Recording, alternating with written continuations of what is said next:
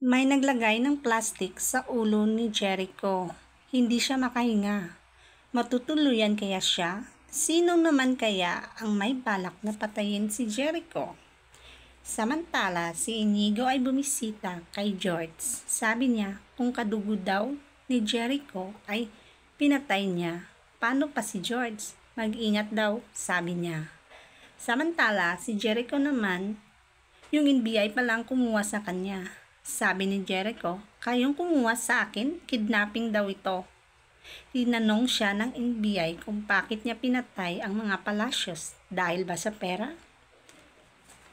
Samantala, naalala ni Inigo si Basil at sinabihan niyang huwag patayin si George.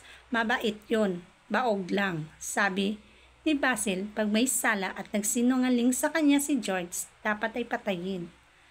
Dahil kung buhay si George, habang buhay siyang makatali, gusto niya maging free sila. Ayaw ni Inigo kasi pwede naman hiwalayan, pero buo na ang desisyon ni Basil na patayin si George para free sila ni Inigo. Samantala, tinanong ng NBI si Jericho. Sabi ni Jericho, kung siya daw ang killer, ba't niya ilalagay ang mga ebidensya sa kwarto niya? Wala siyang fingerprint doon. Samantala, tatakas na naman si Rebecca, pinigilan siya ni George. Hinawakan siya at nagulat siya na may dugo daw sa kamay ni George. Si Rebecca kasi ay nakikita niya yung mga future na nangyayari. Tinanong siya ni George kung bakit may dugo ang kanyang kamay. Sabi niya, hindi niya alam pero natatakot siya. Kaya tuloy, pati si George natakot sa kay Rebecca sa sinabing may dugo yung kanyang kamay. Samantala, ang sabi naman ni Jericho sa NBI, baka si Aurora ang tunay na killer. Sagot ng NBI, lalaki ang kayang humampas kay Peter at hindi kaya yun ng isang babae. Kaya ang NBI nakipagsundo kay Jericho, hanapin nila ang killer. Sabi ng NBI, need nila ng espiya sa mga Palacios para malaman ang sikreto sa mansyon.